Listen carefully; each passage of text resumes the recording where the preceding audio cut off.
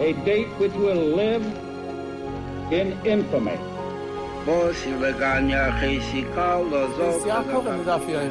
Both of those projects, initiatives, got off the ground because of the Ger. For the 11 Olympic team members slain in West Germany, the Olympic Games... Zugerecht waren Brüder in Amerika. So 1000 Shabbos at this guitar. Out of the 24 who were killed were Americans who had come to learn in Hebron. I say 1 million Jewish children who were made to be cut loose.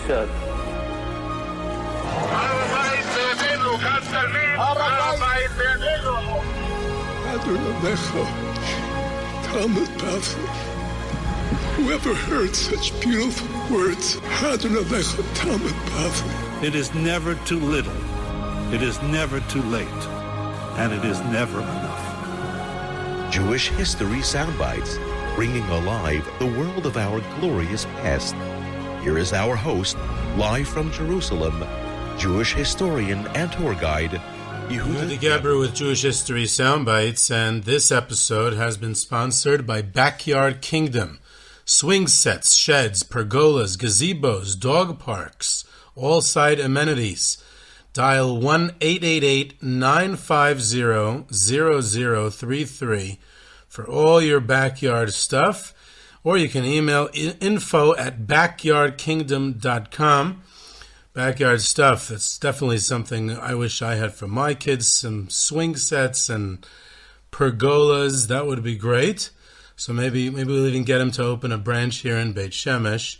But definitely you should get some of your backyard stuff at Backyard Kingdom, info@backyardkingdom.com. I'll post the link. It's also sponsored by the Koilel Tziloi Shel Heichal of Rabbi Avigdor Nebenzal in the old city of Yerushalayim. 557 Avrechim Yingalite from all across the Jewish spectrum, all in one Bais Medrash, opposite the Bais Hamikdash in the old city. Check that out at kollelkotel.com. KOLLELKOTEL, kollelkotel.com, and definitely also a worthy cause, and that I could attest to personally. I see them on my, I pass by the Bais Medrash on my old city tours. Definitely something special and a sight to see. So you definitely want to get involved in that kollel as well. So we're going to continue the Tourbites series that I started last time about the Kozhligover Lublin. So I'm going to continue sharing some tidbits of tours from tours I normally give, and we'll stay in Lublin. This time we'll talk about Yeshivas Chachmei Lublin, and Tourbites, a little bit of a different style episode. It's more sharing what I do on a tour and tour style, of course, without the visuals. That you'll have to come on a tour in order to get the visuals. And we'll be exploring Yeshivas Chachmei Lublin, not getting too far from the Kozhligover we did last time. By the way, before I start, I also listen to other podcasts as well, and I noticed yesterday the new episode dropped on Sfarim Chatter, and it was with Professor Elisheva Baumgarten, who I had the privilege of studying under at Hebrew University, took a course by her, and so I listened right away, and it was fantastic. So if you're interested in a really great episode on Sfarim Chatter, then you definitely want to hear what Professor Elisheva Baumgarten has to say about history research. She's specifically talking about the Middle Ages, but it can be applicable to every body of research, and she has definitely had an impact on the way I approach research methodology in my own historical research. So that was a good episode there. But getting to this new installment of Tourbites, we're continuing where we left off. We start off in the old Jewish cemetery of Lublin regarding the Kozhligover Lublin. We're going to stay in the same city. We'll be discussing the crown jewel of Torah in this city in the decade before it all ended, in the decade before World War II and the Holocaust, and that is, of course, Yeshivas Chachmei Lublin of Rav Meir Shapiro. And right there, you see that there's two components to this story. There's the yeshiva itself, the Yeshivas Chachmei Lublin, the story of the yeshiva and everything about it. And then there's the yeshiva's founder, Rav Meir Shapiro, his biography, his journey, his vision, and of course the two cross paths in the yeshiva itself, but the two of them also have their own story, independent of the other. And it's rather difficult to separate them, but it is really two separate stories in which cross paths for a nice chunk of it. And it is challenging because the personality of Rav Meir Shapiro is so dominant. He was so charismatic and so visionary and such a leader and such an amazing, full, rich personality that it almost overshadows his own yeshiva. But I'll try to give the story of more of the yeshiva, and Rav Meir Shapiro probably deserves his own episode anyway, so maybe we'll do that in a Tourbites episode. Maybe I'll do that in its own regular Jewish History Soundbites episode. But either way, when we go to the building on trips, today it's been completely redone, refurbished. It's on Lubartovska Street in the center of Lublin, as it was when Rav Meir Shapiro got the property, because he wanted it to be in the center of town. It should be in the Merkaz. It should be in the center of consciousness of Jewish life. It was symbolic as well. And it's also funny that when we finished touring the building of Yeshivas Chachmei Lublin on the trips, so many times in the group they're expecting to go to Rav Meir Shapiro's kever from there, which would be a natural continuation of the guiding. But in the late 1950s, 1958, the communist government was destroying, the process of destroying the new Jewish cemetery of Lublin, which it is till today. It's destroyed. And Rav Meir Shapiro's brother was a rabbi in Brooklyn, Rav Aryeh Shapiro, and he arranged with one of the few local religious Jews left to survivors after the war, under communist life, still Shomer Shabbos, and he asked him. His name was Nachum Sish, and his daughter told me this story, and he dug up the kever of Rav Meir Shapiro, and it was transferred to Har HaMenuchos, which was a relatively new cemetery in Yerushalayim at the time, and that's where Rav Meir Shapiro is buried. So we go to him on my Har HaMenuchos tours, which is also quite popular, but not as popular as the Lublin tours. That's something else. And if Rav Shapiro, Rav Meir Shapiro's brother, who's buried with him actually, and one of the only oihels in the entire Har HaMenuchos, but if Rav Shapiro was able to see the future, that there would be tours to Poland one day, he probably would have rather risked it under the communists and keep his brother there, because many, many more people would visit Rav Meir Shapiro's kever if it was still in Lublin than it is on Har HaMenuchos. Unfortunately, that's the reality we live in. In any event, so the story is that the building, the property, and then the building is built by Rav Meir Shapiro with many years of fundraising, and then of course the Nazis take it over during World War II, use it for their own purposes, for offices, for storage, for all kinds of desecration of this holy building. And then there's no Jews left in Lublin, of course. Lublin was the center of Operation Reinhard, the plan to exterminate all of Polish Jewry in central Poland, in the general government of central Nazi-occupied Poland. And Odilo Gobochnik, the SS officer who oversaw Operation Reinhard, his headquarters were in Lublin. Majdanek, the concentration and death camp, was in Lublin, and that was the center of operations. So there's really no Jews left in Lublin or the whole area after the war, almost none. And so the Soviet, it's really communist government, it's a Soviet satellite, it's not in the Soviet Union. The communist government takes over the building. It's part of the local university. It's used as a nursing school or a dental school or something of the sort. And then with the fall of communism and the Iron Curtain, so the government of Poland, the new and when Poland became a republic, a democracy again, so it returns the building to the Jewish community. And there's no Jewish community in Lublin really to speak of, very little. So it's the Jewish community of Warsaw. The Jewish community of Warsaw owns the building, and they had it refurbished, and then they, of course, they went ahead and opened a hotel there and a restaurant and the whole thing. So that's the Jewish community of Warsaw. Always love to hear the groups who come in and they see this hotel there and a restaurant that's, of course, not even kosher food, and they say, these Poles, look at those anti-Semites, they desecrated the building again. So actually the Polish government returned it to the Jewish community, and it belongs to the Jewish community, so the Poles that you're referring to returned it to the Jews. But it's the Jewish community in Warsaw that opened the hotel, and it's probably to finance the building. They're not a very wealthy community, so they probably, in order to maintain the upkeep, they have this whole business there going on. That's just my assumption. In any event, so that's the building today that we go visit. But the Bais Medrash has been refurbished. And it's a Bais Medrash again, with an Aron Kodesh and Sifrei Torah inside, and benches, and shtenders, and svarim, and the groups can come and sit and learn, and people give a daf yomi shir, and on the side there's a nice museum exhibit to see about Rav Meir Shapiro and the history of the yeshiva. So it's a wonderful place to visit. It's one of the only places where you get a real authentic feel of being in a Bais Medrash, of being in the yeshiva.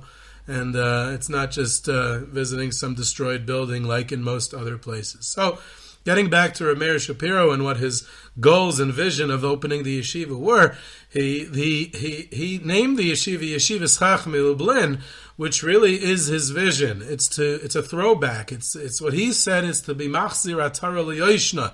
It's to restore the glory of Torah back to Lublin. We're living in the interwar period, 1920s. That's when Rav Meir Shapiro thinks about this vision of opening a grand yeshiva in Hasidic Poland, and he wants to choose Lublin. He in the 1920s, he's not the rabbi of Lublin. Rav Meir Shapiro is first the rabbi he's a Galicianer. He grows up, he's a Tragically Chassid, a Chassid, a Tragically Rebbe, and he grows up in a rabbinic home in Galicia. He's a descendant of Rav Pinchas Akaretz and the Megal Amukas and many others, a famous Shapiro family, and he's a rabbi in Glina, in Sanok, and then in Pietrków, in Poland itself. He's upgraded from Galicia to Poland, and only later, when he opens the yeshiva in 1930, is he appointed by the Lublin Jewish community to become the rabbi of Lublin as well. So he's building this yeshiva in a city that he's not the rabbi in. He's the rabbi first in Sanok, when he first promulgates the idea of opening the yeshiva in Lublin, and then while he's fundraising for it and building the building, he's actually the rabbi in Pietrków. So why is he building the yeshiva in Lublin? Because he has this vision, he has this goal that it's going to be machzir Torah liyoshna. It's going to restore the glory, the crown of Torah to Lublin, to Poland, because in the 1920s there's this mass secularization of the youth. It's a very tumultuous time. It's a changing time. Post-World War I, the Second Polish Republic, and there doesn't seem to be any future for Torah Yiddishkeit, for Torah Judaism, for yeshivas in Poland, especially in Hasidic Poland. And the old style of learning in Galicia was that the local Hasidic shtibel or Bais Medrash the youth studied in a less formal fashion, more haphazard, less structured, and that wasn't working anymore. And he felt that it needs to be glorious. A yeshiva needs to be a grand building in the center of town with a campus, with a yard, beautiful building, and it has to have its own full structure.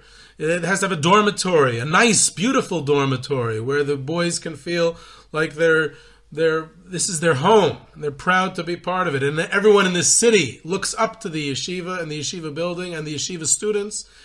They're not the yeshiva students don't have to live by people. They don't have to. Very often in that part of Poland, the yeshiva students were living as night watchmen in the stores. Rav Meir Shapiro, who had a phenomenal sense of humor, used to say that if not for the thieves of Poland, there would be no Torah. We have to thank the thieves for Torah, because since store owners needed a night watchman, so they would hire the yeshiva students to be their night watchmen and live in their stores.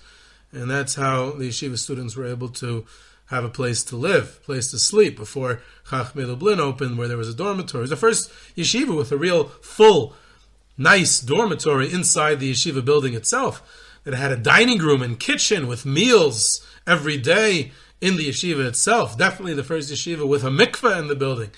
It was a Hasidic yeshiva. And this took up most of the building. All these offices and dorm rooms and kitchen and dining room and chabur rooms and shir rooms. If you go into the Bais Medrash and Yeshivas Chachmei Lublin, the first question I get from every single group, as soon as we go into the Bais Medrash, how come the Bais Medrash is so small? Look how big the building is. How come the Bais Medrash is so small? Because the Bais Medrash in Rav Meir Shapiro's vision was only one component of the yeshiva. There was so much else, part of the yeshiva building, part of the yeshiva structure. And it was supposed to be the most beautiful building, that you're proud to be a part of it, and good meals and luxurious accommodations almost. And the Yeshivas Chachmei Lublin, it's the throwback to the 1500s when people like the Marshal and the Maharam and Reb Shalom Shachna, the original yeshiva of Poland was in Lublin. Reb Shalom Shachna opened the first yeshiva in Poland.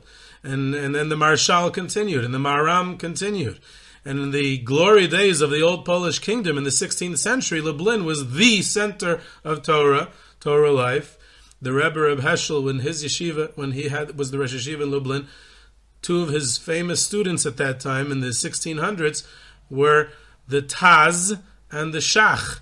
So you're talking about Lublin had this glorious history. And Rav Meir Shapiro says this is the yeshiva of the Chachmei Lublin of yesteryear. And we're here to continue that legacy. We're here to continue that in today's Lublin. The yeshiva itself lasted for 9 years, from 1930 to 1939. Very, very short time. He fundraised for several years before that just to put up the building, because it was an enormous expense. And Rav Meir Shapiro, being a modern visionary, he understood the power of media and media covering major events. So by the cornerstone laying, and even more so by the dedication ceremony, the grand opening, he would invite the Polish press, he would invite the secular Yiddish press, the Heint, the Moment, and he understood the power of media coverage. He was a great public speaker, he was very dynamic, very charismatic, and he understood the hype of publicity stunts, primarily as fundraisers, but also to raise awareness in general.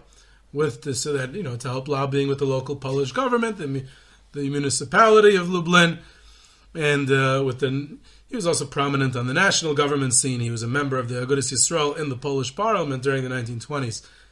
And the goals of the yeshiva was to be the greatest yeshiva in Poland, and to just be one of the yeshivas. He eventually wanted to spawn a movement that every provincial town would have a small yeshiva. Every major city, like Warsaw, Krakow, Lvov, Lodz, all these yeshivas would have Yeshivas Chachmei Lublins eventually. That was his goal.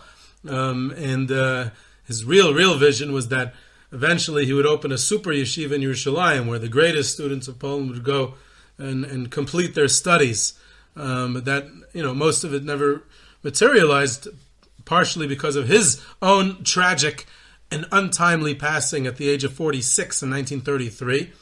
Very tragic, very short life, and he had so many more plans to do. So he himself was only the Rosh Yeshiva in Yeshivas Chachmei Lublin for 3 years. The next 6 years was a whole kind of like a team that took over and ran it. It was a Vad Menahel. It was an administrative body that oversaw the operations of the yeshiva. It was headed by the Beyana Rebbe in Krakow, Rav Moshe Friedman, and several others. But the Rosh Yeshiva itself was Rav Aryeh Tzvi Frommer, the Kozhligover Rav, who was also an amazing personality. But the yeshiva grew. There were several hundred students, 300, 400, even 500 students. It's hard to know the exact numbers at different times, but it ranged from 3 to almost 500 students at its peak, and it was quite large. And it was a Hasidic yeshiva. I remember bringing bringing a group where the head of the group was a very, very yeshivish, Litvish Rosh Yeshiva from Israel.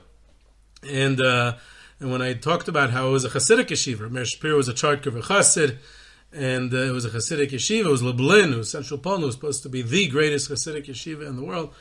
He couldn't handle it because he was always taught that it was a very, very impressive yeshiva with very top-notch learning, high-level learning. He had to know many, many pages of Gemara, many Blat Gemara to get in. And people throw around different numbers, 200, 300, 400 Blat Gemara. I'm not sure which one is true. But you had to be quite knowledgeable in Gemara in order to get into the yeshiva entrance exam. And people got smicha there. They became big rabbis. So there was very high-quality learning there. And this Litvish Rosh Yeshiva from Israel, he couldn't handle the fact that it was a Hasidic yeshiva. If it was so good, it's such a high-level learning, he couldn't believe it. He refused to believe me. So I guess he was a bit of a racist, but that's his issue. And he's arguing with me the whole time. And finally, he made this discovery over the course of our trip that Reb Shmuel Wozner's home in Vienna, he was part of the... Reb Shmuel Wozner, of course, is one of the most prominent alumni who came out of Chachmei Lublin. And he was one of the greatest poskim in Israel for decades. Great tzaddik, great Torah scholar, leader. And so this Israeli Litvish Rosh Yeshiva discovered that Reb Shmuel Wozner's home in Vienna, where he came from prior to his coming to Chachmei Lublin, he was part of the Oberland community in Vienna. So he was Ashkenaz, a Chassam Sofer style community, so they davened Nusach Ashkenaz. So he comes running to me and he says, Reb Shmuel Wozner davened Ashkenaz, and he was Chachmei Lublin. So you see, it was not a Hasidic yeshiva. So I said, all right, first of all, it's Oberland, not Litvish, so, it's Chassam Sofer, it's Hungarian, it's not a Litvish, that's number one. Number two, it was still a Hasidic yeshiva. And you'll just have to come to terms with it, and you'll get used to it. But the curriculum of the yeshiva was definitely unique because Rav Meir Shapiro was such a visionary. They included Daf Yomi in its curriculum because Rav Meir Shapiro was the founder of Daf Yomi. In fact, on the entrance to the yeshiva, on the facade of the yeshiva, on the two corners of the yeshiva's facade, it had the dates of the cornerstone laying and of the grand opening, the Chanukah Sabayis of the yeshiva, and it had the dates. And the dates in Rav Meir Shapiro's mind was the date of the Daf Yomi. So on the Daf Yomi, it said it there. I don't remember which daf it was, but it had the Daf Yomi of the dates of the cornerstone laying and the opening ceremony of the yeshiva emblazoned on the facade. Also was a smicha program, and there's also Chumash Rashi. You had to know Chumash. Reb Chaim Kreisworth used to say, who was also one of the most prominent alumni of Chachmei Lublin. Reb Chaim Kreisworth used to say that there were those who didn't pass their smicha examination because they didn't know Chumash Rashi, and Rav Meir Shapiro held that was of the belief that you had to have the fundamentals of Chumash Rashi in order to be a proper Torah scholar. So that had to come first. You had to know Chumash Rashi as well. There were different levels of the yeshiva. People came at a young age, and then they would move on, and they move on to a smicha program. They would move on to learning halacha, different areas of halacha. One of the teachers in the yeshiva in the early years was Reb Shimon Zelichover, a very famous tzaddik, great Talmud Chacham in Poland. Excuse me, at the time. He and Rav Meir Shapiro didn't see eye to eye on educational methodology, on how to teach properly in the yeshiva, how to deliver the shiur. And Reb Shimon Zelichover was there day to day. Rav Meir Shapiro was usually fundraising, so he was there more with the students. So this caused a bit of tension in the yeshiva, and following Rav Meir Shapiro's passing, the new administration had him removed. They had a confrontation, and things didn't work out, so he left. He was also later killed in the Holocaust, as was most of the Yeshivas Chachmei Lublin and its teachers and Rebbeim. There was a small contingent of Yeshivas Chachmei Lublin that managed to escape to Vilna at the war's outset, and they ended up in Shanghai and had a branch of Yeshivas Chachmei Lublin in Shanghai during the war. 30 or 40 or so students. And there was another few isolated students who survived the war or who made it out before and had moved to the United States or Palestine before the war. All in all, the one who's majorly researched anything related to Yeshivas Chachmei Lublin is someone who I had the privilege of interviewing, Reb David Mandelbaum Shlita of Bnei Brak, and he told me that he's written books on the subject, and he's published svarim of many of the people from Chachmei Lublin as well. And he told me that there were about 80 or so alumni of Chachmei Lublin around the world after the war.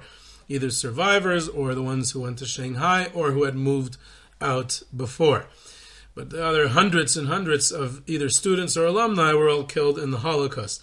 The one who was appointed the Rosh Yeshiva following Rav Meir Shapiro's passing in 1933, and it was actually the Rosh Yeshiva for the majority of the yeshiva's existence. Again, the yeshiva was around for 9 years, and for 3 of them, Rav Meir Shapiro was still around. He passed away at the age of 46 in 1933 without children in 1933, and then Rav Aryeh Tzvi Frommer, I always get mixed up. The Kozhligover Rav, that's how he was known, or the Eretz Tzvi, the Sefer that he wrote, and he was the Rosh Yeshiva, beloved also by his students, and most students were actually students of his, because he was the Rosh Yeshiva for the majority of the time. There's also one of the Egers, one of Reb Leibel Eger's grandchildren, I think his name was Reb Avram Eger, or Reb Shlomo Eger, was the Rosh Yeshiva there as well. They had another unique thing in the yeshiva, was a model in one of the rooms downstairs in the basement, was a model of the Bais Hamikdash, which was made by a chassid named Henoch Weintraub. And he built this incredible, intricate, beautiful, large model that took up an entire room of the Bais Hamikdash in all its detail.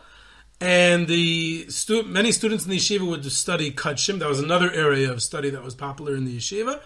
And they would utilize this model of the Bais Hamikdash to have a real visual of studying the laws of Kachim, which is very, very, very, very useful and also very modern, very way of thinking, of using a model to understand the halachas in the Kachim.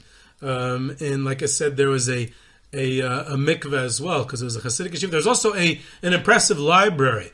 One of Rav Meir Shapiro's goals was to have a Torah library that would be the largest in Poland and possibly the world.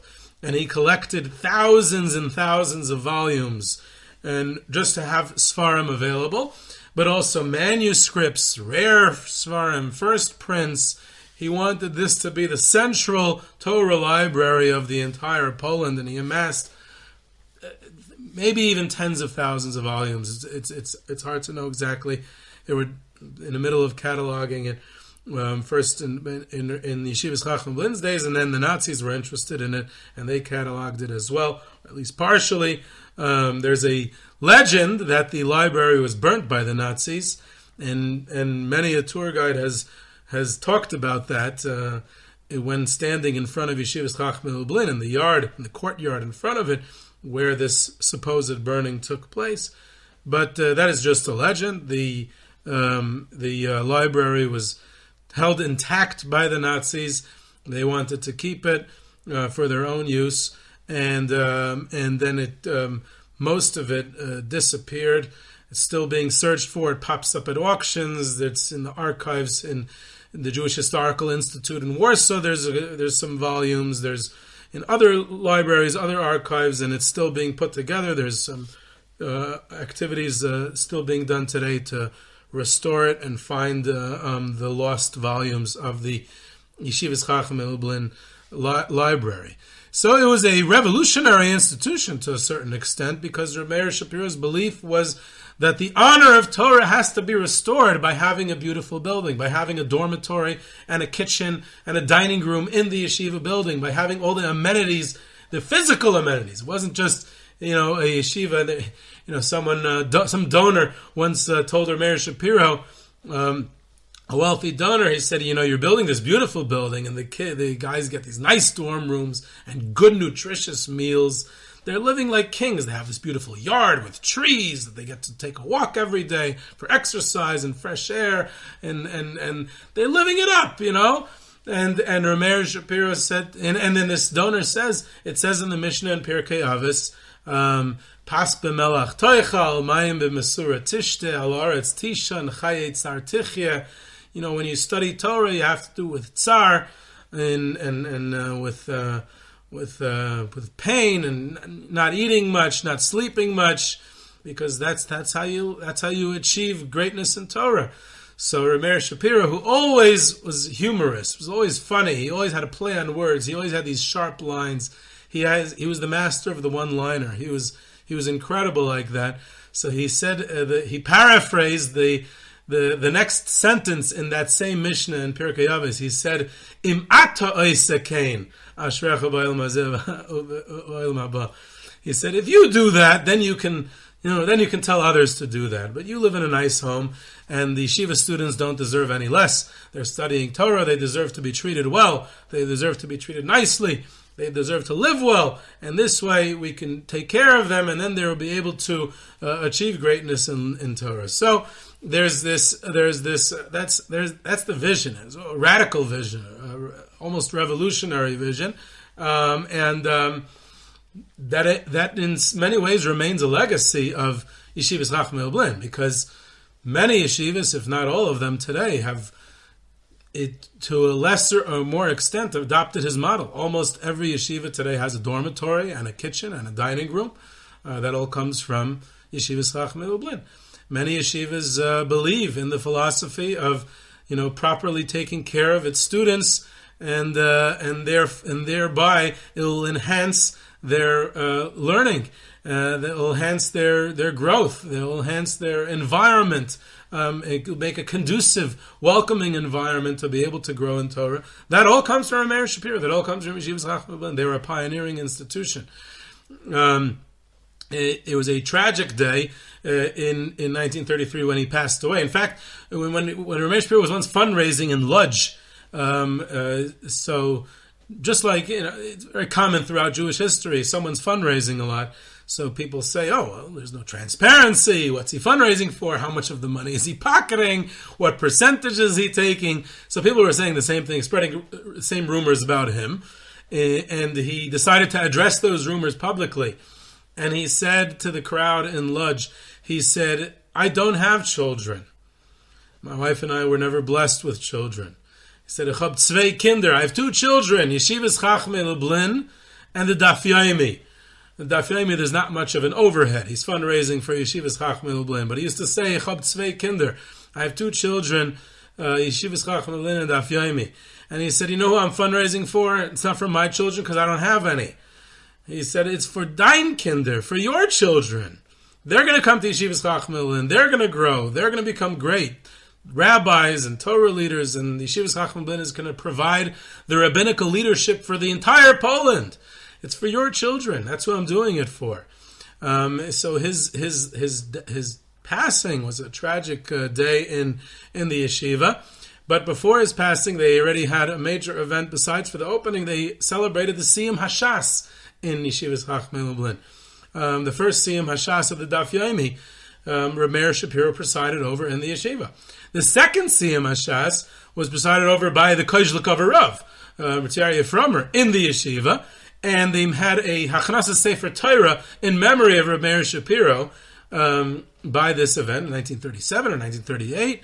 And one of the last major Torah events in Poland before it was all destroyed, before the Holocaust, was the second Siyum Hashas of the Daf Yomi in Yeshivas Chachmei Lublin, where a Sefer Torah is dedicated in memory of Rav Meir Shapiro. In fact, I had the privilege of taking a group to Lublin for the 13th Siyum Hashas, the most recent group, and there was another group there. There were several groups there, actually. It was hundreds of people.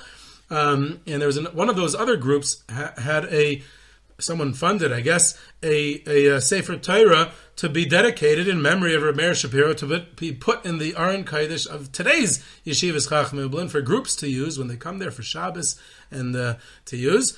And I pointed out to the assemblage that this is a reenactment of the second Siyum HaShas. We're participating in a Hachnasa Sefer Torah in memory of Rav Meir Shapiro. There was another event that it was used for, actually, very interesting, not so well known, is that with the Iron Curtain falling of the Soviet Union in the early 1920s, following the Bolshevik Revolution, so the border is sealed between Poland and the Soviet Union. So Breslover Hasidim living in Poland could not make it to Uman anymore for Rosh Hashanah. So they would, and since Yeshivas Chachmei Lublin was a Hasidic yeshiva, so all the students would go home for Rosh Hashanah. They would not be in the yeshiva. They would go to the Rebbe, not home. They would go to their respective Rebbes. The Hasidim, the students of Chachmei Lublin belonged to every imaginable Hasidic group in Poland, and they all went to their respective Rebbes for Rosh Hashanah. So the yeshiva building was empty.